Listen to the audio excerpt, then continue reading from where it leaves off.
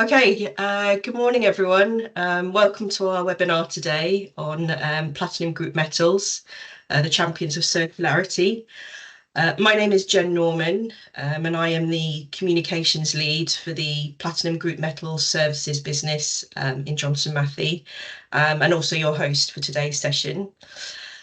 Just before we begin, firstly, I just want to point out that this webinar is being recorded and that we'll make the recording available after the session. Secondly, you're all very welcome to submit your questions throughout the entire presentation using the Q&A function available within Teams. We have approximately 15 to 20 minutes carved out at the end of the session, where we'll take as many of your questions as possible. Okay, so first of all, just to introduce today's speakers, first presenting will be John Goodwin, our Regulatory Affairs Director here at JM, who leads our advocacy effort, sorry, a bit of a mouthful there, here at JM. We'll then have Marge Ryan present. She leads our advocacy and market development efforts in the platinum group metal space.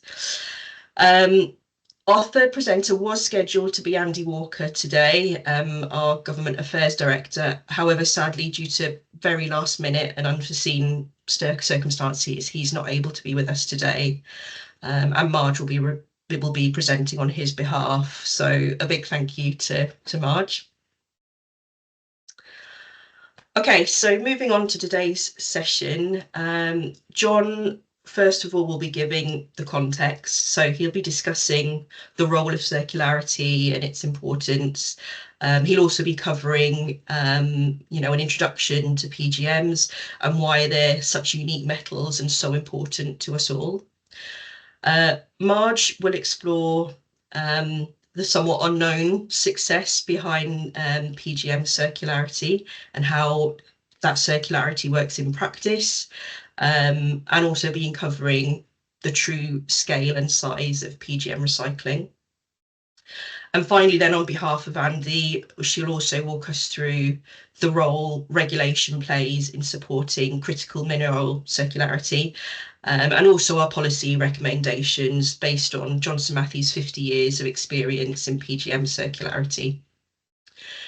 So with that, I'll now hand over to John, who will tell us all things to do with PGMs. Thanks, Janita, and welcome everybody.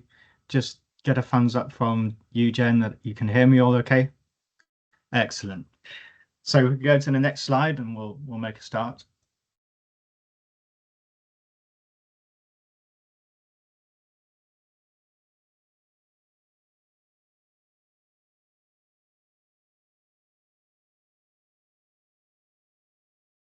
Okay, excellent. So I listened to Johnson Matthey on the topic of platinum group metals and circularity. Well, most of you who have signed up to the webinar will know Johnson Matthey. And if you know as well, you will know that we are the #1 secondary refiner of platinum group metals. You'll know that since our beginning, our 208-year-old history, that precious metals were there from the start. And you'll also know that we are one of the few companies that when it comes to full refining capability of all 5 industrial PGMs, we are there supporting our customers from a very long time. And you'll also know that through our market research, we are trusted authority on the PGM markets. So we really are, with those credentials, world leading in PGMs and circularity. Next slide.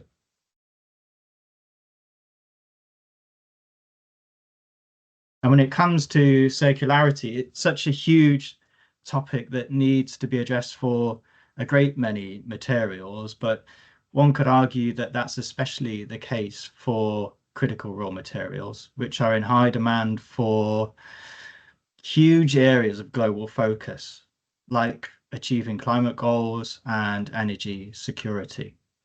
And achieving these goals means using technology solutions that rely on the intensive use of a finite pool of critical metals, applications like solar panels, wind turbines, and battery technologies. And this usage is projected to mean a doubling of the rare earth element consumption by 2040. And lithium in particular is projected to increase its use by 8 times in that same time frame. So the challenge is clear. If we're serious about a successful energy transition, we need to build in circularity. And that challenge is recognized by nations as they look to secure key raw material supply. Next slide, please.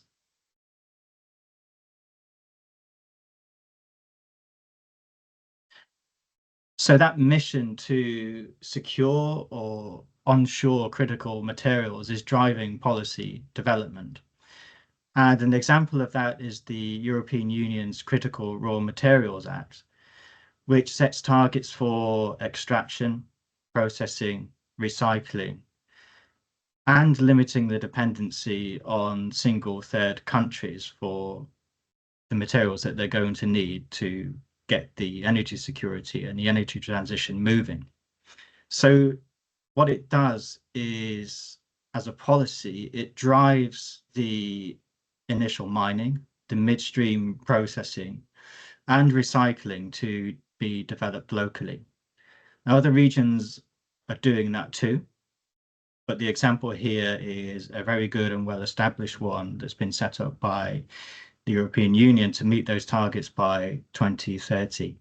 Pretty aggressive targets, which are non-legally binding, and they are set for the European Union as a whole, so they're not applied to separate member states to meet them individually. Next slide, please.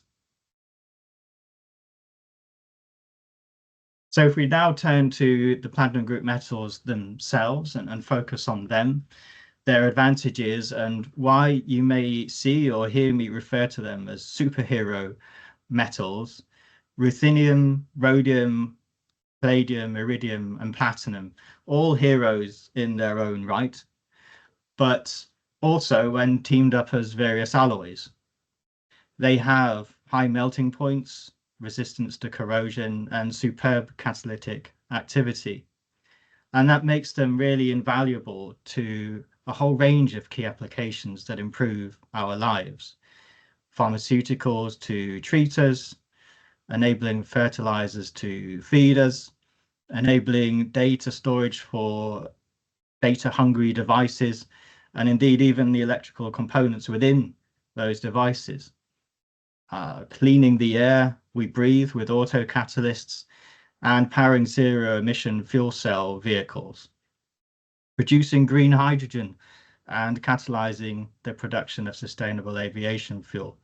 And I don't think I've even mentioned them all on the slide here, but that gives you an idea of just how valuable they are and how they improve our lives, perhaps without even realizing it day to day. Next slide, please, Jen. So as the saying goes, not all metals are created equal. I really like that saying for the PGMs and on this slide.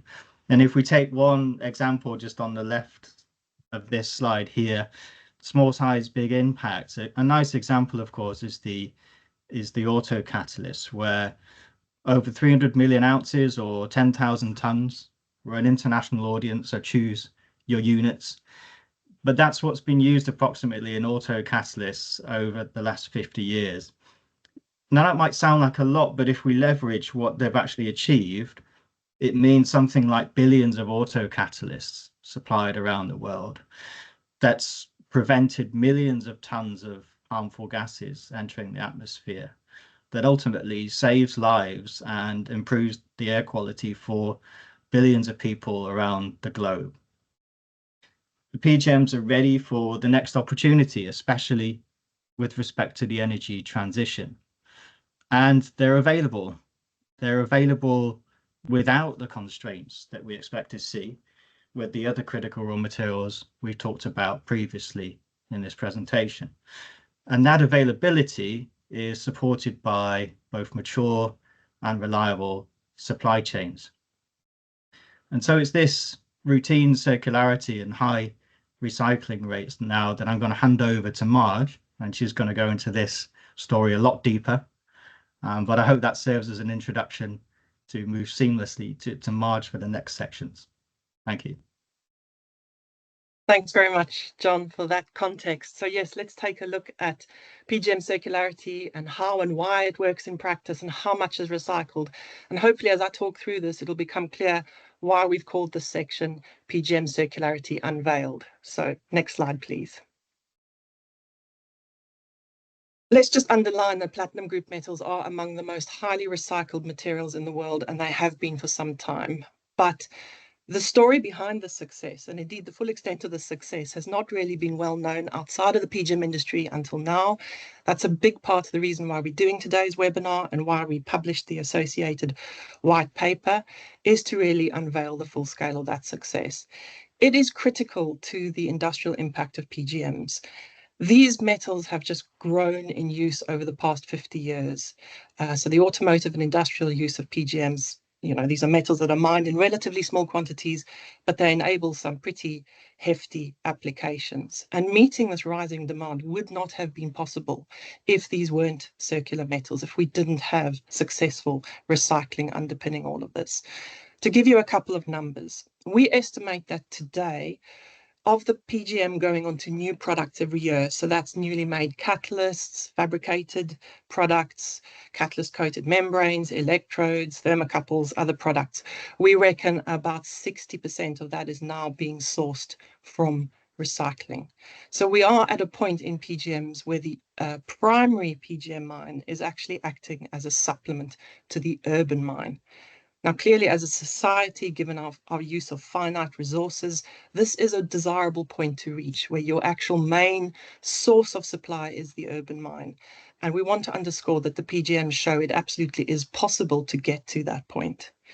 In terms of recycling rates, and there's a real diversity of PGM applications, and recycling rates will vary a lot. In a number of applications, they can exceed 95%.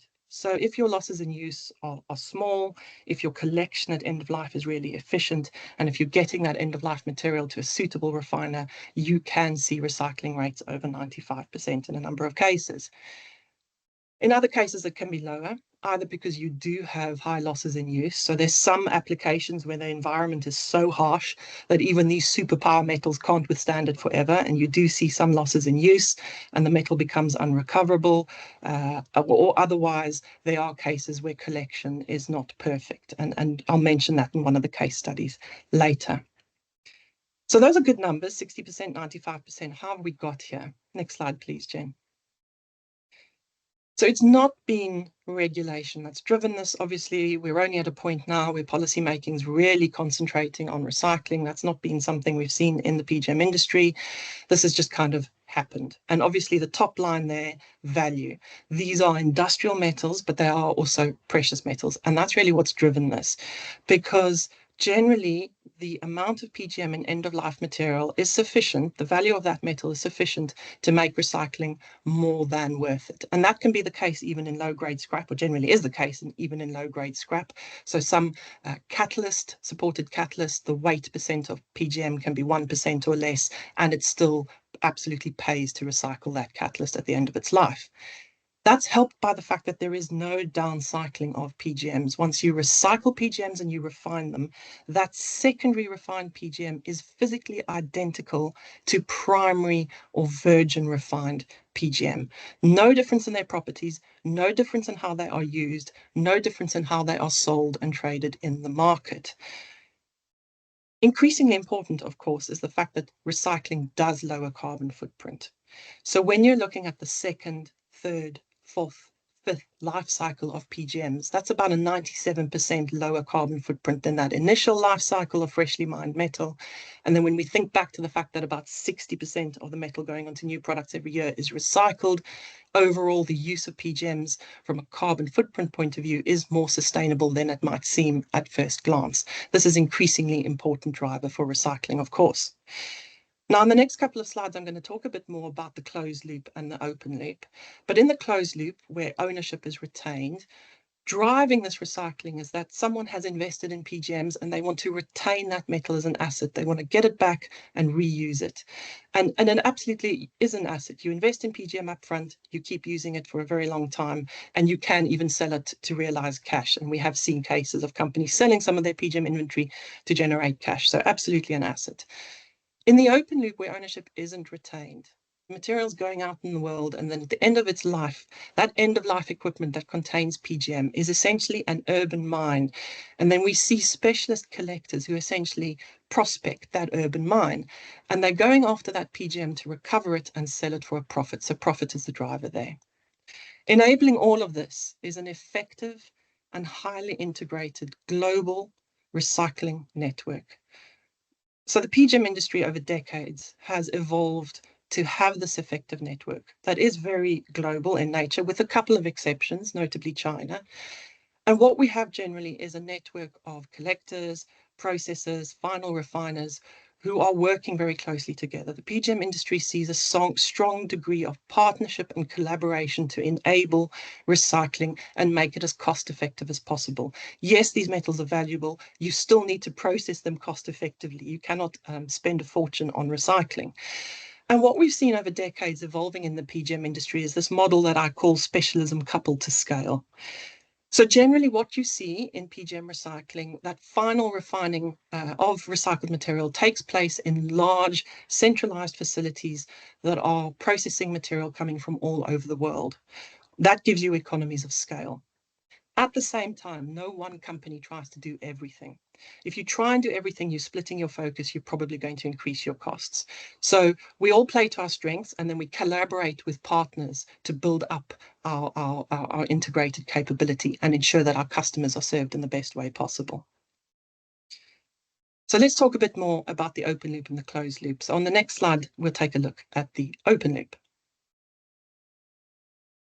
This is kind of the more well-known model of PGM recycling. And what happens here is that PGM is bought, it's made into a product, and then that product is sold and the metal is sold with the product. So it goes out into the world, it's living its life out in the world, and then at the end of its life, which may be years or decades, then you get those specialist collectors who are going after it, collecting it, ensuring it comes to a refiner to be recycled, and once refined, it is sold for a profit. And because it's sold, it becomes available to other users of PGM. So what this is market supply, an additional source of market supply. So the key features of the open loop is that metal ownership is not retained by the original purchaser. It acts to increase supply. Remember, recycled PGM, fully fungible, identical to virgin PGM. So this increases supply. And this is a typical feature of the consumer applications of PGMs. So vehicles, electronic equipment, jewelry. Now on the next slide, let's take a look at the closed loop. So this is the kind of more hidden secret form of PGM recycling. And essentially what it is a true closed loop. Metal ownership is retained by the original purchaser. So for example, a customer will buy platinum group metal, get it made into a catalyst. That catalyst goes into their plant or processing facility to make something, whether that's a chemical or a fuel or a pharmaceutical. The catalyst has a finite life. At the end of the catalyst life, it's removed, sent for refining, and then the owner gets their PGM back to reuse it on the fresh catalyst. Obviously, it's not exactly the same PGM as they had originally, but they credited with an equivalent amount, and they get to reuse that on their replacement catalyst charge. Now, because it's not sold, it's not supply, we can't report it as supply. But what this does is it acts to reduce market demand, because obviously if you're retaining metal, you don't have to replace it. You will need to buy a little bit of top-up metal. No real-world processing is absolutely perfect. So there's always a little bit of losses to top up, particularly if you've had in-use losses. But the majority of that metal you're getting back, you don't have to source it from the market. So this acts to reduce market demand. And this closed loop recycling is really typical of industrial use of PGMs. Pretty much most applications see some form of closed loop recycling. So you're looking at chemical production catalysts, alloys and equipment used to make fiberglass and display glass, catalysts to make pharmaceutical ingredients. And the important thing to say here is that there are a lot of applications today that are in large part now sustained by their closed loops. So for example, if you're looking at platinum catalyst, which is used in refineries all around the world to make a high octane gasoline blend stock, that's an application today that is largely sustained by its closed loop. So if you look at a pie chart of PGM demand or platinum demand, petroleum refining is not going to look like a very significant user, but if you look under the hood, there's a lot going on in that closed loop. So the closed loop does act to sustain a lot of industrial uses of these metals. Next slide, please, Jen. So just comparing the open loop and the closed loop side by side, and the headline there, the closed loop is unreported and invisible, but tends to see higher collection and recycling rates. The open loop is routine for platinum, palladium, and rhodium, largely because those are the metals that are used in autocats, in catalytic converters. The closed loop is routine for all 5 of these industrial metals. We've spoken about ownership retention, and therefore the driver in the open loop is profit generation, and in the closed loop is retention of an asset. It's initiated by specialist collectors in the open loop, but it's the original metal purchaser who initiates in the closed loop. Because in the open loop, it tends to be a more dispersed resource, and that metal hasn't really been tracked through its lifetime, collection efficiency tends to be lower. So typical recycling rates in the open loop are generally not going to exceed 70%, whereas in the closed loop, assuming you don't have high in-use losses, then you can exceed 95%. What's the impact on the market? Closed loop increases supply. Open loop increases supply, and the closed loop reduces demand. The open loop is visible, but because we report demand net of the closed loop is invisible. So the obvious question is, well, this super secret closed loop of yours, just how big is it? So if we look at the next slide, we've got 3 donut charts there that lay out the full impact of recycling. So this is thanks to our fantastic PGM market research team. So just full credit to them. Talking through this data now, this comes from the last PGM market report that was published. We publish in May every year, so there's a new one coming soon, so please look out for it. But just looking at the first one, your pink and purple donut, that's total metal supplied to the market in 2024. I'm not doing this by metal because we'd be looking at 15 different donuts. So I've just combined all 5 PGM. This is calendar year 2024, and we estimate about 580 metric tons was supplied to the market. And then if you look at that, you can see about a quarter of that was actually coming from open loop recycling. It was secondary supply. So if you're only looking at primary supply of PGMs, you're going to be missing a chunk of that. And obviously that is mainly, entirely platinum, palladium, and rhodium, because we don't yet have consistent sources of secondary supply of iridium and ruthenium. They tend not to be recycled in open loop. That might change in future. Now, if we look at the middle donut, total consumption. So we estimate in 2024, about 1,100 tons of PGM went onto new products.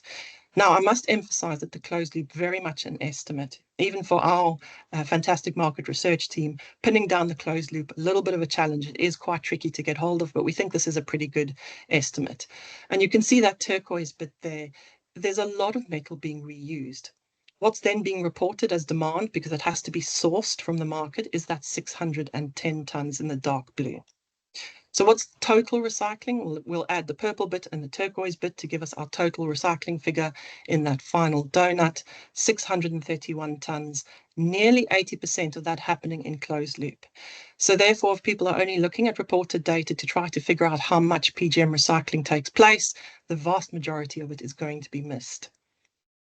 So if you're wondering where I got that 60% figure I quoted earlier, so that's 631 tons of total recycling over about 1,100 tons of total gross demand, gives you about 60%. Next slide, please, Jen.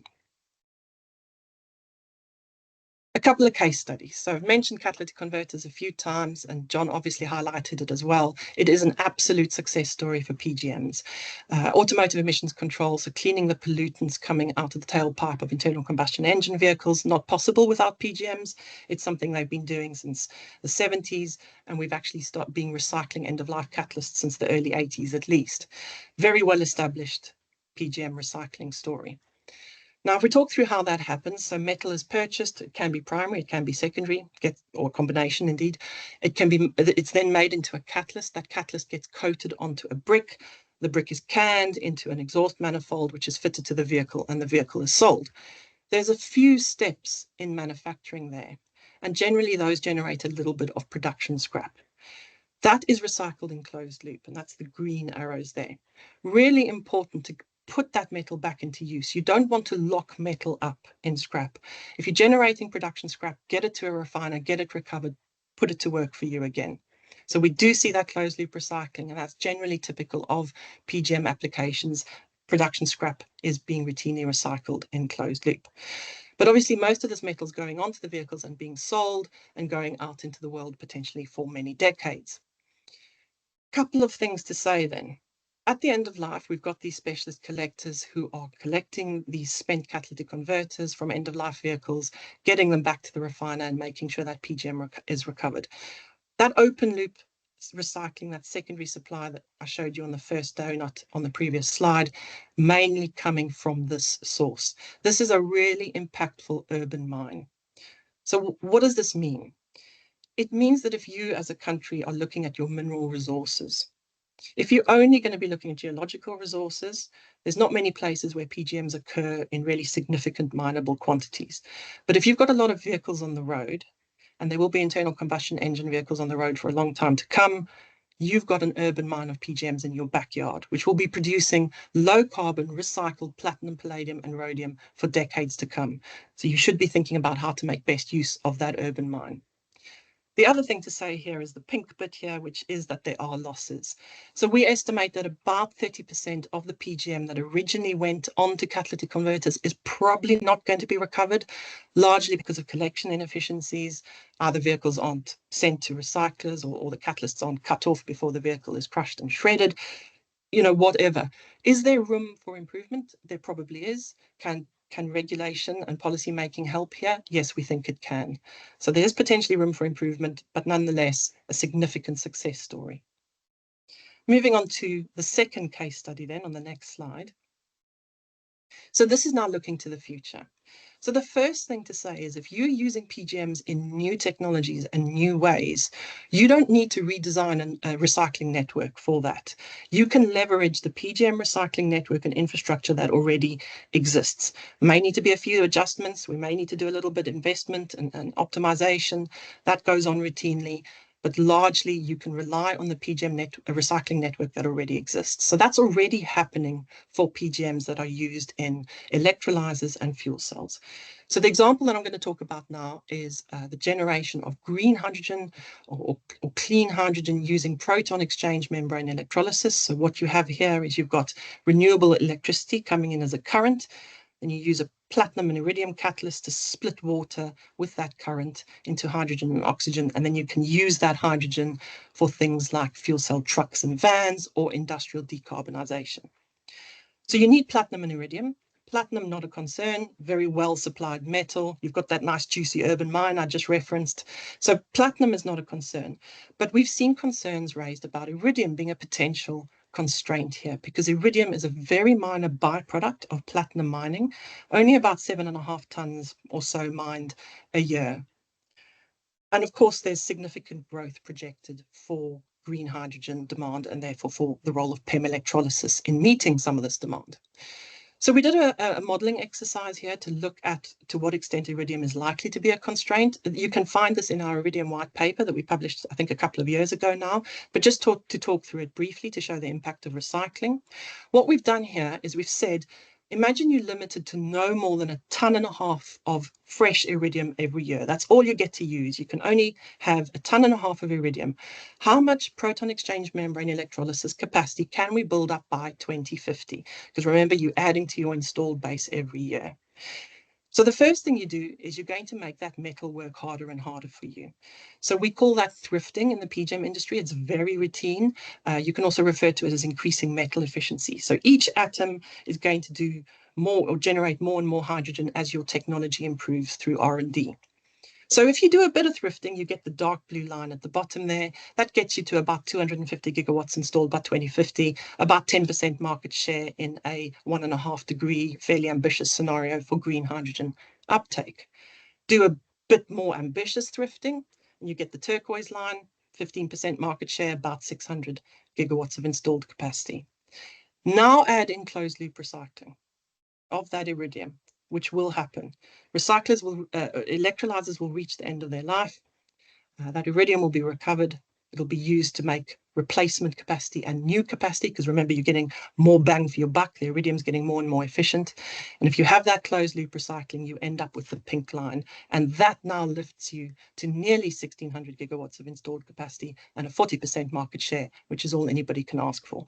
This is the impact of closed loop recycling. And this is how recycling has enabled a number of significant industrial applications to date, and will enable a number of industrial applications in the future as well.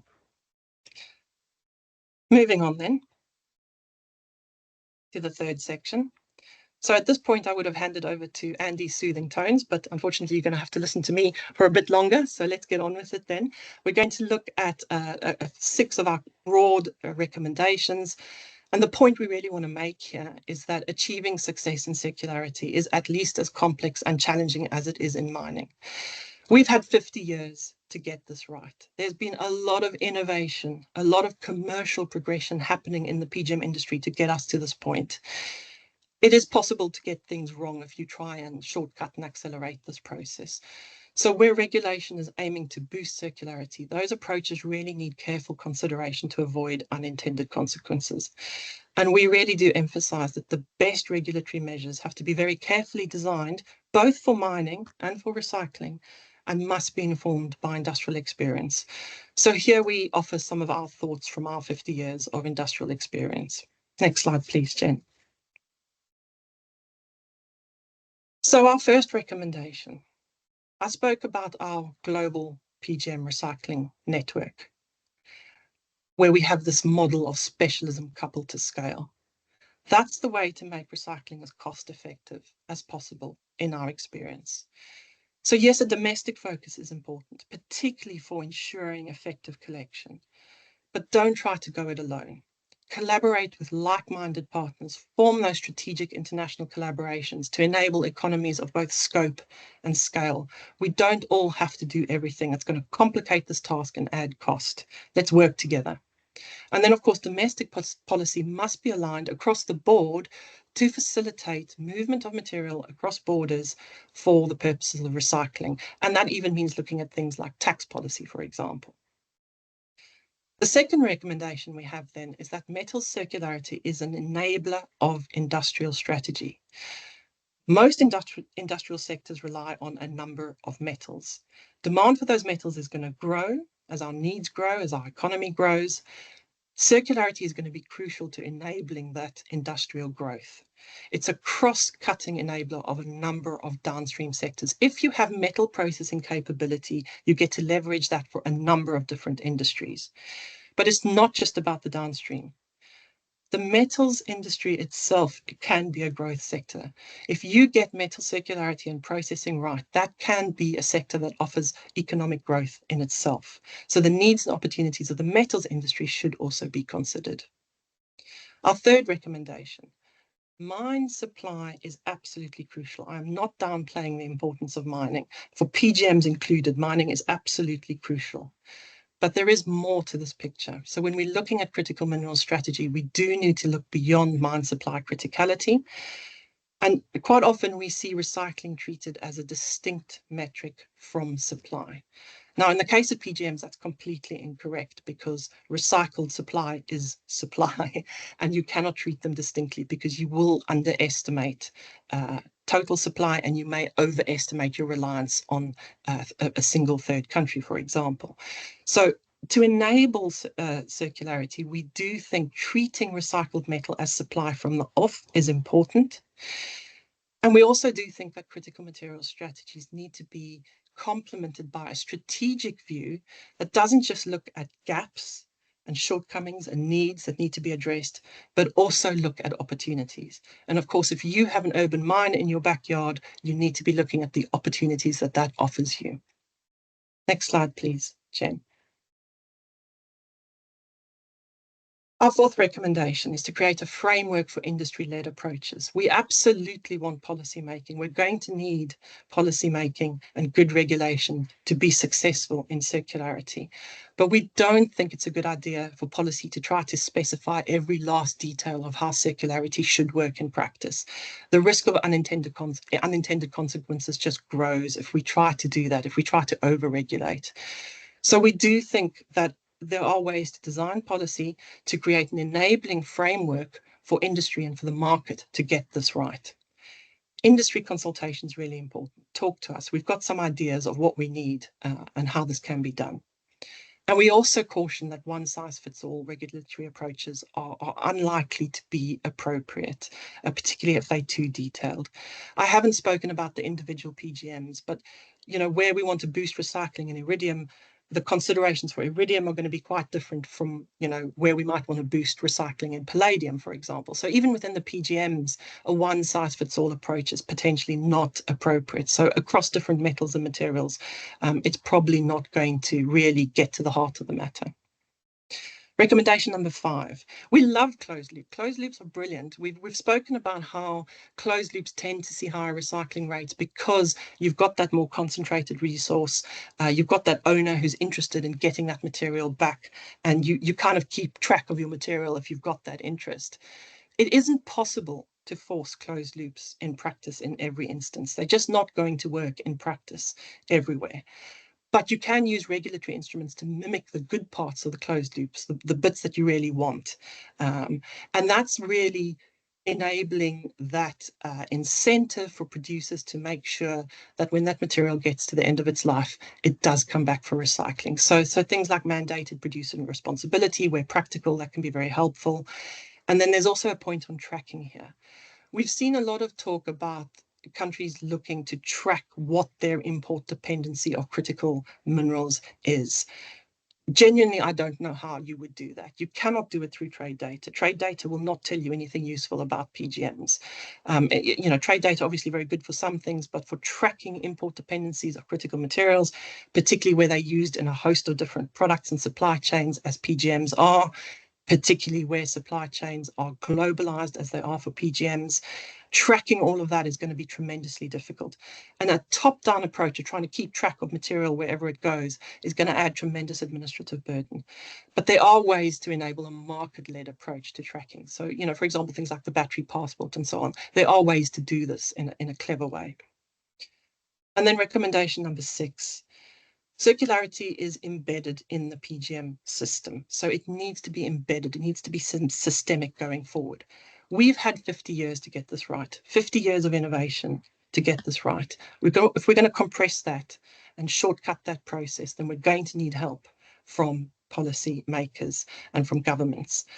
That innovation is going to have to be funded and it's going to have to be enabled. So product developers, manufacturers talking to their end-of-life solution provider right at the start of the product life, really important. We're trying to do that more in the PGM industry. Quite often we're designing new products for customers and we're having those conversations about recycling right at the beginning to make sure that we can make adjustments to product design where practical or adjustments to our process where needed. So that's really important. Governments can play a role in connecting product manufacturers and developers to recyclers. And then the last thing I will say is that urban mining must be placed on a level playing field with primary mining for incentives. I've heard comments that recycling is never, or not for a long time, going to be a significant contributor to metal requirements. It was a surprisingly short time after the PGMs industrialized before we saw significant amounts being recycled. If recycling is sufficiently incentivized, then urban mining can become a significant player in a surprisingly short time. So while you're looking at your primary mine, look at your urban mine at the same time. And then moving on to our last slide, just to sum up a few takeaways from today's webinar. We do think PGMs are absolutely a circularity success story. We maybe haven't done such a great job of telling that full story in the past in our reported data. It's quietly been happening under the hood. we're trying to now unveil a bit more of that success in today's webinar.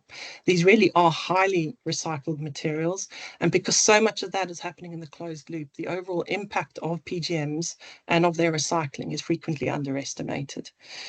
So the closed loop, our secret closed loop, it is more than 3 times larger than the open loop. It is happening. It's a tricky thing to pin down, but it is absolutely something that happens fairly routinely for PGM applications.